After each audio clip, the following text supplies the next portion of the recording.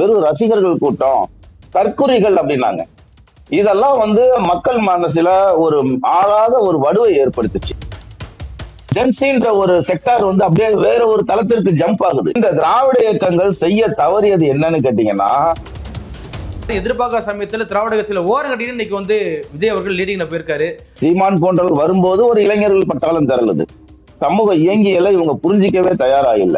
4 agency திமுக வேலை செஞ்சது. இந்த 4 ஏஜென்சியும் கொடுக்கறத அப்படியே இவங்க வாந்தி எடுத்தாங்க.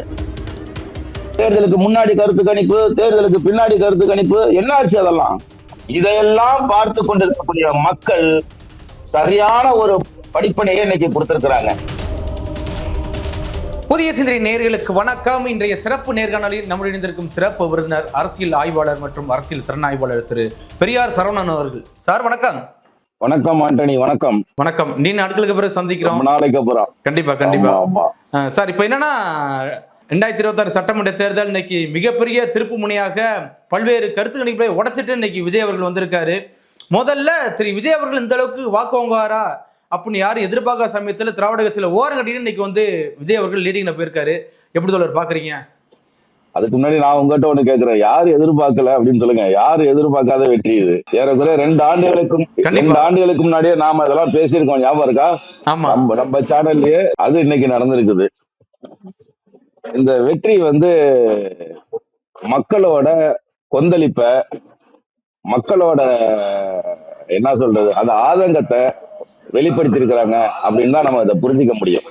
மக்களோட எதிர்ப்பு, மக்களோட கொந்தளிப்புனா ஒன்னா திமுக தாண்டி அதிமுக போட்டிருக்கலாம். ஆனா ரெண்டையும் தாண்டி விஜய் போறது என்ன, எப்படி தோழர்? இது 2 வகையா இதை பிரிக்கலாம். ஏன் அதிமுகவுக்கு போகல, ஏன் திமுக இந்த வெற்றி வாய்ப்பை இழந்துச்சு அப்படின்ற 2 வகையா படிக்கலாம். இதுக்கு 3 வகையான காரணங்கள் இருக்குது.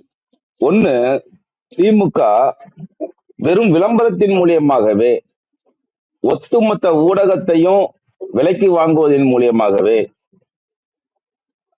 கூலிக்காக கொள்கைவாதிகளை நியமிப்பதற்காகவே நாம வெற்றி பெற்று விடலாம் அப்படின்னு அவங்க நினைச்சாங்க.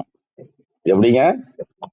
அசால்ட்டான ஒரு நம்பிக்கை. ஒட்டுமொத்த ஊடகத்தையும் தன் பக்கம் திருப்பிக்கிறது, அது இல்லாம தன்னோட ஐடிவிங் மூலியமாக அவதூறுகளையும் பொய் பிரச்சாரங்களையும் அநாகரிகமான செயல்களையும் பரப்புவதன் மூலியமாக, அவதூறு பரப்புவதன் மூலியமாக வெற்றி பெற்று விட முடியும் அப்படின்னு அவங்க நினைச்சது. அடுத்ததா பாத்தீங்கன்னா, இவங்க கூலிக்கு நியமிச்ச ஆட்கள், ஊடகமா இருக்கட்டும், யூடியூபர்களாக இருக்கட்டும், அல்லது திமுக சார்பாக உட்கார்ந்து பேசுபவர்களாக இருக்கட்டும், அல்லது நடுநிலையாளர்கள், பத்திரிகையாளர்கள் என்று இவங்க உட்கார்ந்து பேசுவதாக இருக்கட்டும், அதெல்லாம் மக்கள் ரசிக்கல. உப்பு போட்டு சோறு திங்கிறவனா இருந்தா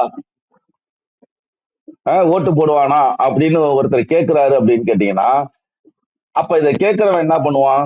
அடுத்தது, இன்னைக்கு இடதுசாரிகள்னு சொல்லக்கூடிய கம்யூனிஸ்டுகளா இருக்கட்டும், பெரியாரிஸ்டுகளாக இருக்கட்டும், இலவச கூலிப்படைகளாக தன்னோட கட்சியை, தன்னோட இயக்கத்தை, தன்னோட தலைமையை, தன்னுடைய தத்துவத்தை விட்டுவிட்டு இன்னைக்கு திமுகவுக்கு இலவச கூலிப்படைகளாக மாறி தூங்கி எந்திரிச்சா திமுகவுக்கு முட்டு கொடுக்கிறது, தகுதி இல்லாத பிரச்சனைகளை எல்லாம் தலையிட்டு கருத்து சொல்லுவது போன்ற செயல்கள் மக்களுக்கு ஒரு அயற்சியை ஏற்படுத்துது. ஒண்ணு.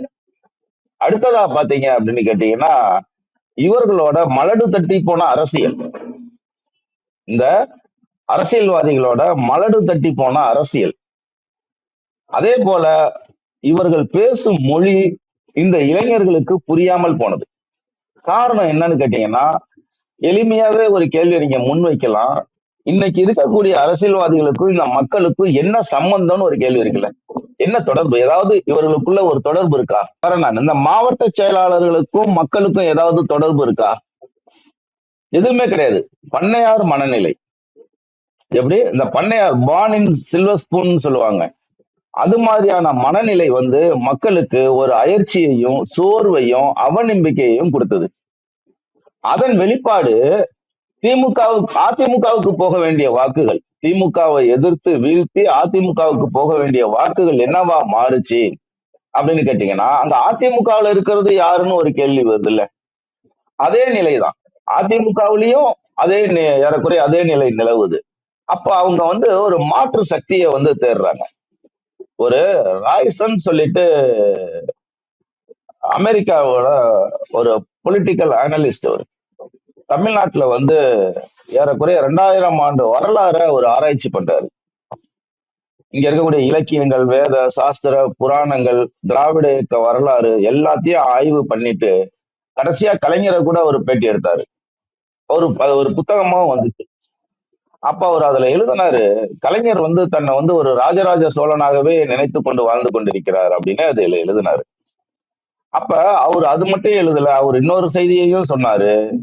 25 ஆண்டுகளுக்கு ஒரு முறை ஒடுக்கப்பட்ட, புறக்கணிக்கப்பட்ட, கண்டு கொள்ளப்படாத சமூகங்கள் ஒன்று திரளும் அப்படின்னாரு. இந்த திராவிட இயக்கங்கள் செய்ய தவறியது என்னன்னு கேட்டீங்கன்னா, விஜய் போன்ற ஒரு பெரிய போர்ஸ் வருது. நீங்க விஜய கூட ஓரமா நிப்பாட்டிடுங்க. சீமான் போன்றவர்கள் வரும்போது அது பின்னாடி மிகப்பெரிய ஒரு இளைஞர்கள் பட்டாலும் ஒரு போர்ஸ் வருது. அது 8% கடந்து போகுது அந்த வாக்கு வங்கி. அப்பயாவது இவர்கள் என்ன பண்ணிருக்கணும், தங்களோட நிலைப்பாட்டை மாத்தி இருக்கணும். குறைந்தபட்சம் ஏன் இப்படியான ஒரு சமூக நிகழ்வு நிகழுது அப்படின்றத அவங்க பரிசீலிச்சிருக்கணும். அது சரி, அதுதான் விட்டுட்டாங்க. அடுத்தது இவங்க என்ன பண்ணிருக்கணும், அண்ணாமலையோட வருகை. வெறும் 3 விழுக்காடு இருந்த பிஜேபியோட வாக்கு வங்கிய 12 விழுக்காடு அளவுக்கு உயர்த்தினது யாருன்னு கேட்டீங்கன்னா அண்ணாமலை. அப்ப அண்ணாமலையின் பின்னால தமிழக இளைஞர்கள் பெருவாரியா திரண்டாங்க. அப்பவாவது இந்த திராவிட இயக்கங்கள் என்ன பண்ணிருக்கணும், இதற்கான சமூக உளவியலை அவர்கள் வந்து ஆராய்ச்சி பண்ணிருக்கணும்.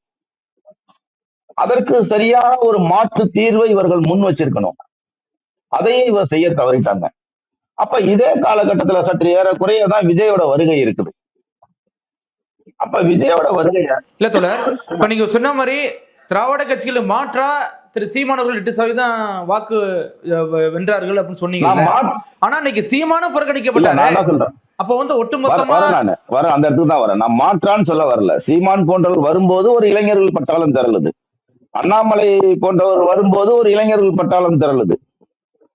ஆக இது ரெண்டுத்தையும் இவர்கள் கணக்குல எடுத்துக்க தவறிட்டாங்க. சமூக இயங்கியலை இவங்க புரிஞ்சிக்கவே தயாரா இல்லை. அடுத்ததா இந்த காலகட்டத்துலதான் உங்களுக்கு விஜயோட வருகை வருது. விஜயோட வருகையை இவங்க என்ன பண்ணிட்டாங்கன்னு கேட்டீங்கன்னா, வெறும் ரசிகர்கள் கூட்டம், தற்குறிகள் அப்படின்னாங்க. இதெல்லாம் வந்து மக்கள் மனசுல ஒரு ஆளாத ஒரு வடுவை ஏற்படுத்துச்சு. அவர்களை எவ்வளவு இழிவுபடுத்தணுமோ, அதாவது ஒரு புதிய தலைமுறை அப்பதான் ஜன்னலை திறந்து வெளி உலகத்தையே பார்க்கலாம். ஆக இந்த ஒரு ஒரு பெரிய ஒரு ஒரு புதிய தலைமுறையா வரக்கூடிய இளைஞர்கள் யாரா இருக்கிறாங்கன்னு ஒரு கேள்வி இருக்குல்ல. அதிமுக காரன் வீட்டு பிள்ளை, திமுக காரன் வீட்டு பிள்ளைங்க, காங்கிரஸ்காரன் வீட்டு பிள்ளைங்க, கம்யூனிஸ்டுக்காரங்க வீட்டு பிள்ளைங்க, விடுதலை சிறுத்தைகள்காரன் வீட்டு பிள்ளைங்க தான் இந்த அரசியலுக்குள்ள வராங்க.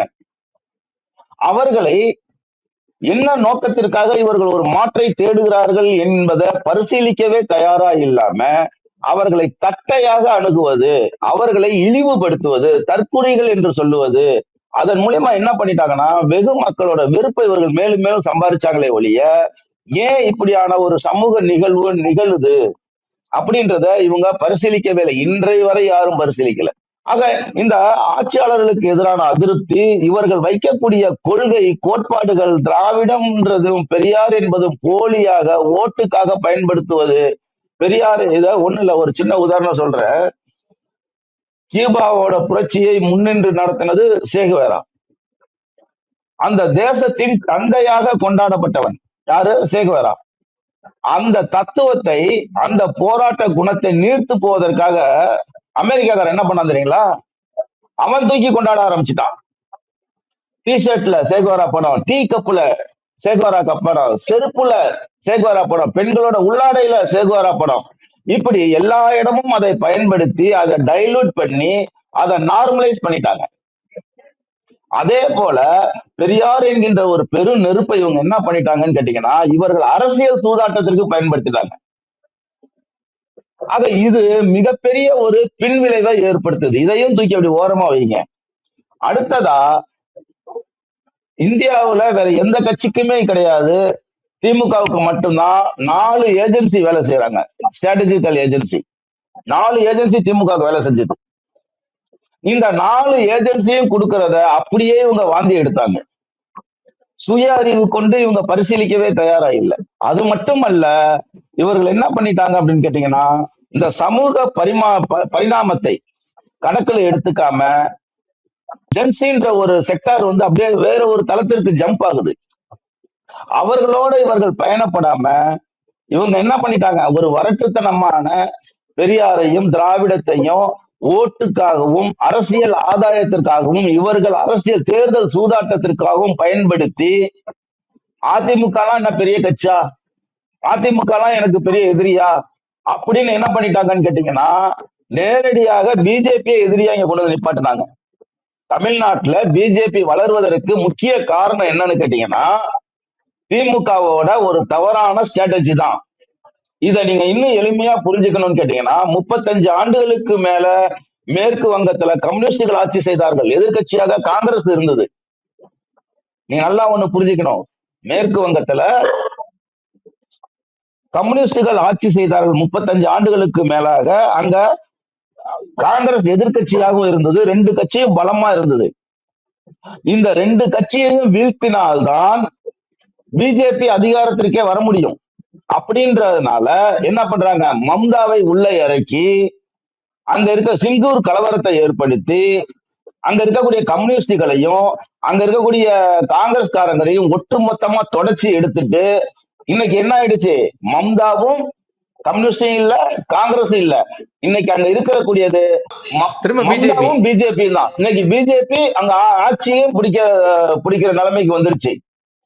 அப்ப தன்னோட பிஜேபியை நேரடியாக எதிர்ப்பதன் மூலியமாக, தன்னோட பகை இலக்காக நிர்ணயிப்பதன் மூலியமாக, ஒரு தேசத்தில் பிஜேபி எதிர்கட்சி அப்படின்னு நீங்க வந்து வேலை செஞ்சீங்கன்னா என்ன ஆகுது, கம்யூனிஸ்டுகள் காணாம போயிடுறாங்க, அங்க இருக்கக்கூடிய காங்கிரஸ் காணாம போயிடுது. அதே ஃபார்முலாவை தான் திமுக இங்க பின்பற்றுச்சு. நான் தேசிய கட்சிகள் எல்லாம் எனக்கு எதிர்கட்சி கிடையாது, நேரடியா இந்திய தேசிய கட்சி தான் என்னோட எதிர்கட்சி, பிஜேபியும் பாசிசமும் இந்துத்துவம் தான் எனக்கு எதிரானதுன்னு சொல்லி நேரடியாக அவர்களுக்கு இங்க நடைபாவாடை விரித்து வரவேற்பு கொடுத்தார்கள். அதனாலதான் பிஜேபியோட ஓட்டு சதவீதம் உயர்ந்துச்சு. இதையெல்லாம் பார்த்து கொண்டிருக்கக்கூடிய மக்கள் சரியான ஒரு படிப்பனையை இன்னைக்கு கொடுத்திருக்கிறாங்க. அதனாலதான் நல்லா கேட்டுக்கங்க, இங்க தோத்து போனவங்க எல்லாம் யாருன்னு பாருங்க, சாதாரண ஆட்கள் கிடையாது. தமிழ்நாட்டு அரசியலில் மிகப்பெரிய ஆளுமையாக திகழ்ந்தவர்கள் அத்தனை பேரும் தோல்வி அடைஞ்சிருக்கிறாங்க, முதல்வர் உட்பட. முதல்வரே தோத்திருக்காரு. இதை மீறி இதையும் இவங்க பரிசீலிக்க தயாரா இல்லை அப்படின்னு கேட்டீங்கன்னா, இதற்கு பிறகும் இவர்கள் இப்படி முட்டாள்தனமாக கூலிப்படைகளை வைத்துக் கொண்டு கட்சியை நடத்தி விடலாம். நீங்க கிராஸ் ரூட் அளவுல கட்சியில ஒண்ணுமே கிடையாதுங்க. நாங்கெல்லாம் களத்துல நின்று பாக்குறவங்க, 2 வருஷமா சொல்றேன், தாவேகா இந்த இடத்துக்கு தான் வரப்போகுதுன்னு சொல்லி 2 வருஷமா சொல்றேன். ஏன் எவனும் கேட்கல? இந்த திமுக காரனை பொறுத்தவரையிலும் ஹிந்தி பேசணும், சிகப்பா இருக்கணும், நுனி நாக்குல இங்கிலீஷ் பேசணும், அவனை வச்சுதான் தேர்தல் வேலை பார்ப்பானுங்க. எங்களை மாதிரி இருக்கிறவன கண்டுக்க மாட்டானுங்க. ஆனா 2 வருஷமா நாங்க சொல்றோம், இவங்க யாரையெல்லாம் நியமிச்சாங்க, கூலிப்படைகளை, கொள்கைவாதிகள் என்பவர்களை எல்லாம் கூலிப்படையா மாத்தி என்ன ஏளனம், கொள்கை பேசல, ஏளனம் பேசுவது, எள்ளி நகையாடுவது, கேலி செய்வது, இழிவு செய்வது, வரம்பு மீறி பேசுவது, இது போன்ற செயல்களாலதான் திமுக படுதோல்வி அடைஞ்சதுன்றத தயவு செய்து பரிசீலிக்கணும். இல்ல தோழர், இப்ப நீங்க சொல்ற மாதிரி பாத்தீங்கன்னா இன்னைக்கு தாவேகா ஜெயிச்சாலும் ஆட்சி அமைக்க முடியாது, மெஜாரிட்டி இல்ல. இப்ப ஒண்ணு அதிமுக கையேந்து இல்லைன்னா காங்கிரஸ் கையேந்தணும் அப்படி ஒரு நிலைமை வந்து. அதெல்லாம் கையேந்தணும் அவசியம் இல்லைங்க. நீங்க தமிழ்நாட்டு அரசியல் நீங்க புரிஞ்சுக்கங்க. முதல்ல விக்கிரவாண்டி மாநாட்டுல நாங்க அதிகாரத்தில் பங்கு கொடுப்போம்னு சொல்லி விஜய் சொன்னாரா? அதுக்கு முன்னாடி யாராவது ஆட்சியில பங்கு வேணும்னு கேட்டாங்களா? எல்லாரும் சரி, கிருஷ்ணசாமி முதற்கொண்டு ஆட்சியில பங்கு வேணும், திருமாவளவன் முதற்கொண்டு ஆட்சியில பங்கு வேணும், காங்கிரஸ் முதற்கொண்டு ஆட்சியில பங்கு வேணும் கேட்டாங்களா இல்லையா? கண்டிப்பா, அதுக்கப்புறம் தான் கேட்டாங்க. அப்ப இன்னைக்கு என்ன நடக்க போகுதுன்னா, இன்னைக்கு ஆல்ரெடி 109 தொகுதி 110 தொகுதி இன்னைக்கு வந்துருச்சு. உங்களுக்கு தேவையோ 5ஓ 6ஓ தொகுதிகள் தான் தேவை, 6ஓ 7ஓ சீட்டு தான் தேவை. காங்கிரஸ் 5 தொகுதியில வந்துருச்சு. ஆட்டோமேட்டிக்கா யார்கிட்டையும் போய் கெஞ்சணும் கையேந்தணும்னு அவசியம் இல்லை. அவர்களாகவே தங்கள் ஆட்டோமேட்டிக்கா காங்கிரஸ் போயிருந்தீங்களா? அவர்களாகவே தங்கள் வேட்டியை அவுத்து போட்டுட்டு விஜய் பின்னாடி வந்து நிக்கிறானா இல்லையான்னு பாருங்க. அதான் ஏற்கனவே பிரச்சாரத்துல விஜய் சொன்னாரா, என் பின்னாடி காங்கிரஸ் இருக்கு, அவ்வளவுதான், காங்கிரஸ் எப்பொழுதும் என் கூட தான் கூட்டணி அப்படின்னாரா? அவ்வளவுதான். இதான் இப்ப ஆட்சி அமைக்க போறாங்க, வாடா ரெண்டு மந்திரி பதவி கூட வந்துட்டு போறான். என்ன இவர்களுக்கு கொள்கை இருக்கு, கோட்பாடு இருக்குது? இவர்களுக்கும் மக்களுக்கு என்னங்க சம்பந்தம்? ஏங்க, ஒரு சமூக இயங்கியல் போக்க கூட யோசிக்க நிர்ணயிக்க யோகிதை இல்லாதவனா இன்னைக்கு அரசியல் கட்சி தலைவனாகவும் இயக்க தலைவனாகவும் பெரியாரிய தலைவனாகவும் இந்த நாட்டுல இருக்கிறான் அப்படின்னா, இன்னும் 5 வருஷம் கழிச்சு தமிழ்நாடு என்னவா ஆக போகுதுன்றது கூட தெரியாதவனா இன்னைக்கு இருக்காங்கன்னா, ஆட்சியில பங்கு கூட ஓட மாட்டானா? யார்கிட்டயும் போய் கெஞ்சணும் அவசியம் இல்ல. அவனே அவன் வேட்டி அவுத்து போட்டு ஓடுவான். குர்ராப்பா பதவியை குர்ரான்னு சொல்லி ஓடுவான். என்ன நினைச்சிட்டு இருக்கீங்க தமிழ்நாட்டு அரசியல? இப்ப நீங்க சொல்ற மாதிரி பாத்தீங்கன்னா கூவாத்தூர் பாணியில இன்னைக்கு வந்து ஏகப்பட்ட பேரம் போயிட்டு இருக்காங்க. கோடி இல்ல, நீ வந்துரு அப்படின்னு சொல்லி அதிமுக திமுக 2 முறையிலையும் இப்ப இன்னைக்கு பேரம் நடக்கிறத கேள்விப்பட்டேன். கண்டிப்பா நடக்கும். கட்சிக்கு 2 பேரை தூக்குனா வேலை முடிஞ்சு போச்சுங்க. யார்கிட்டயும் கையேந்தணும்னு அவசியம் இல்லைங்க. கட்சிக்கு 2 பேரை தூக்கிடுவாங்க. புரியுதுங்களா? அதெல்லாம் நடக்கும். இதுதான் தேர்தல் அரசியல். யோகி அப்ப அவ்வளவு பியூரா இருக்கிற யோகி எனக்கு என்னடா அரசியல், தேர்தல் என்னடா வேலை உங்களுக்குலாம்? போங்க, மக்கள் பெரியார் மாதிரி அம்பேத்கர் மக்களுக்கு சேவை செய்ய போங்க. பொறுக்கி திங்கிறதுக்கு தானடா இவனுங்களாம் அரசியலுக்கு வரானுங்க. அப்ப பொறுக்கி திங்கிற நாய்களுக்கு என்ன கௌரவம் வேண்டி கிடக்குது? அவுத்து போட்டு போட்டுமே. நான் 2 வருஷமா கதற கடந்துகிட்டு தமிழ்நாடு இப்படிதான் வந்து நிக்கும். ஒருத்தன் காது கொடுத்து கேட்கலையே. கிண்டல் பண்ணா, கேலி பண்ணா, பெண்களை வச்சு நம்மளை இழிவுபடுத்தினா. இன்னைக்கு நான் சொன்னது நடந்ததா இல்லையா? அதான் அரசியல். இல்ல அதோட எதிர்ப்பு இன்னைக்கு இது டிவிக்கு பலமா இருக்குன்னு சொல்றீங்களா? கண்டிப்பா பலமாகும். இன்னொரு 5 சீட்டுன்றது பெரிய விஷயம் இல்லையே. 5 சீட்டு காங்கிரஸ் ஜெயிச்சிருச்சு. ஏன் திருமாவளவனும் வரலாமே? 2 சீட் இருக்குது, திருமாவளவனும் வரலாமே. நம்பகத்தன்மை இல்லாத பிரேமலதா தேமுதிக அவங்களும் வரலாமே. யாருக்கு பட்டா போட்டு கொடுத்திருக்குதா? கிடையாது இல்ல. ஆட்சி அமைக்க போறேன் வா, ஒரு மந்திரி பதவி வந்துட்டு போறாங்க. கூட்டணி துரோகம் இல்லையா தோழர்? என்ன துரோகம் வேண்டிய அரசியல்? என்னங்க துரோகம் வேண்டியிருக்கு? நான் மறுபடியும் கேட்கிறேன். அவ்வளவு பியூரிட்டி பார்க்கக்கூடியவனுக்கு அரசியல் என்ன வேலைன்னு கேட்கிறேன். மக்களுக்கு சேவை செய்யறதானே நீ கட்சி தொடங்கின. மக்களுக்கு போய் பிரச்சாரம் பண்ணு, மக்களை வந்து அறிவாளி ஆக்கு, பகுத்தறிவு உள்ள மனிதர்களா மாத்து, அவர்களை இழிவுல இருந்து வெளியேற்று. அப்புறம் எப்படி 40 கோடி ரூபாய் செலவு பண்ணி 100 கோடி ரூபாய் வருமானம் பார்க்கறதுக்கு பேரு சேவையா? இதுல என்ன துரோகம் வேண்டி கிடக்குது? அரசியல் என்னங்க துரோகம்? ஒவ்வொரு வாய்ப்பையும் பயன்படுத்துவதுதான் அரசியல். இதே டிவிக்கோட எம்எல்ஏக்களை விலைக்கு வாங்க மாட்டான்னு என்ன நிச்சயம்? வாய்ப்பே கிடையாது. இதெல்லாம் 1 மாசத்துக்கு முன்னாடி யோசிச்சாச்சு. புரியுதுங்களா? தோத்தீங்களோ ஜெயிச்சீங்களோ எல்லாரும் இன்னைக்கு இரவுலாம் அங்க வந்து நின்னுடணும், நான் வந்து காத்திருப்பேன் அப்படின்னு டிவிகே தலைவர் அறிவிப்பு கொடுத்தாரா இல்லையா? அப்படி எதுவும் பர்ச்சேஸ் நடக்க கூடாதுன்னா ஒருத்தர் வாங்கலாம், 5 பேர் வாங்கலாம், 10 பேர் வாங்கலாம். 80 சீட்டு வரலையே, 73 சீட்டு தானே வந்திருக்குது. புரியுதுங்களா? இன்னும் 40 சீட்டுக்கு நீங்க பர்ச்சேஸ் பண்ணா அது சாத்தியமே இல்லாதது. ஆனா இவங்க எல்லாம் கஷ்டப்பட்டு. அப்ப திரு விஜய் அவர்கள் டிவிக்கோட வெற்றியை முன்கூட்டியே கணிச்சிட்டாரு அப்படின்னு எடுத்துக்கலாம் எப்படி தோழர்? அதோட விளைவு தானே இது. இதை 2 வருஷமா நாங்க சொல்றோமேங்க. இத இன்னைக்கு நேத்தாங்க சொல்றோம், 2 வருஷமா சொல்றோமேங்க நாங்க. ஆய்வாளர்ன்றான், அரசியல் திறனாய்வாளர்ன்றான், ஸ்ட்ராட்டஜிஸ்ட்ன்றான், நான் பத்திரிகையாளர்ன்றான். கருத்து கணிப்புகள், தேர்தலுக்கு முன்னாடி கருத்து கணிப்பு, தேர்தலுக்கு பின்னாடி கருத்து கணிப்பு, என்ன ஆச்சு? இதெல்லாம் ஊரை ஏமாத்துறதுக்கும் அவர்கள் சார்ந்த கட்சி கிட்ட காசு வாங்கிக்கிட்டும் பண்ண ஒரு ஜிம்மிக்ஸ் தானே இதெல்லாம். ஆனா யதார்த்தம் என்னவா இருக்குது? இந்த யதார்த்தத்தை நான் எப்ப பேசினேன்? எத்தனை சேனல்ல உட்கார்ந்து பேசியிருப்பேன். அப்பெல்லாம் யாரும் கண்டுக்கலையே. ஏன்? யோசிங்க.